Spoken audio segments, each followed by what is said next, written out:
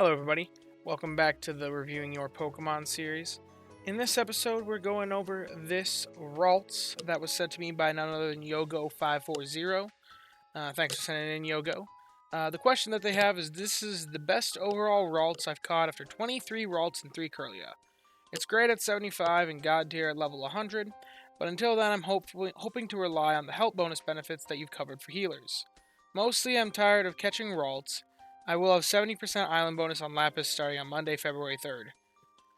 Which, by the way, is one day after recording this video. My other viable Ralts have Skill Up Nature and Skill Trigger M at 50, then Help Speed M at 75, so I've only found long-term commitments.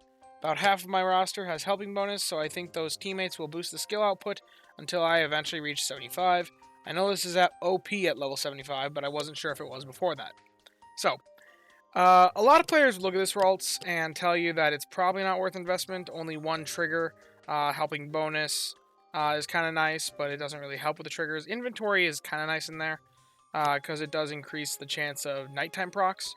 But realistically, if you are running it all the time and you're not relying on get as many procs as possible, swap the healer off. If you're doing that sort of strategy, then typically more procs will help more than Helping Bonus, the way that I've evaluated in the past. But if you're the type of person that just throws the healer on the team, leaves it all the time, Helping Bonus is just tremendously powerful. Now, for comparison's sake, I threw in the one Gardevoir that you told me about, with having Skill Trigger M at 50 and then 75. Having Help Speed M. I guess I didn't add the Help Speed M. But I've also accounted for, you said about half your team has Helping Bonus. I said that is roughly then, you're going to have probably about 2 Helping Bonus stacks per team on average. And that's the way that I evaluated that. So, yeah, when it comes to Helping Bonus, these Pokemon, you can see that the Gardevoir with the Skill Trigger does produce about a whole extra proc per day. That sounds pretty significant, but you gotta remember in terms of context.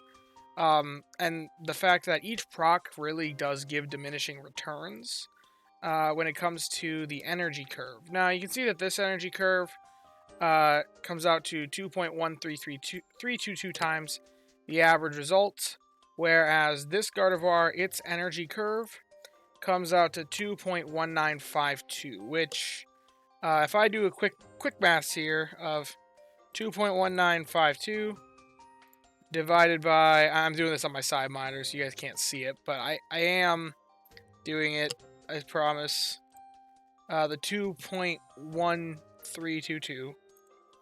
You can find that the second Gardevoir only boosts the team by about 3% more than, like 3% more than what this one compares it to, which, given that Help Bonus is a roughly 5.3% boost to productivity, the 5.3% boost to productivity that this Gardevoir does is certainly more than what this one would do. But where I really want to talk about that is the fact that this Gardevoir, with this kind of an energy curve, compared to the maximum potential, which is 2.222 times, is boosting the whole team only, like, a maxed out healer that has maximum procs per day, keeps the team always 100% energized, will only be boosting the team about 4.2% more than this one, compared to if this one did have Helping Bonus. But Helping Bonus, as we all know,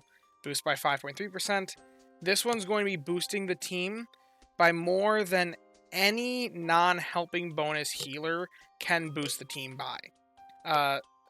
So given that, ones like this shouldn't even be on the table for you if you're not looking for max amount of procs, remove the healer from the team. If you're keeping the healer on the team all the time, this one is the better option by a long shot, just to start. And eventually, obviously, it hits level 75. When that happens, it, like you said, it is amazing. But I don't think that the wait from level 50 to level 75 is really all that bad, especially given that it's going to get that ribbon built up. You can maybe even sub-skill seed the inventory M to L, get a few more procs, more likely to get a double proc in the morning. That does feel kind of good when that happens. So, yeah, I mean, overall, I think that this guy is probably worth the investment. You've been hunting it for a long time. You're well beyond the point where it's fixed in the first slot, and you're about halfway to the point where the second slot's going to be fixed as well. I would have thrown this through Rate My Pokemon for you to see probability comparisons, but it really doesn't do a very good job at evaluating helping bonus on the healer in my mind. So I more just took this as a qualitative than quantitative analysis, but I think it's worth it. I mean, a skill up nature, sure, that's only a little bit extra procs, but this is like the whole concept that I've talked about with a Pokemon that is decent at what it does, that has helping bonus. In my mind, for most cases, is better than a Pokemon that is great at what it does, that doesn't have helping bonus. And this is definitely a case where that applies. Anyway, if you have enjoyed the video, maybe learned something, then be sure to leave a like and subscribe. Down in the description of these videos, I always put the form. If you want to fill it out, submit your Pokemon to me, then perhaps I'll make a video just like this one talking about your dilemma. And yeah, if you have enjoyed the video, then thank you, and thanks for watching, and I hope that you guys have a wonderful day. Bye-bye now.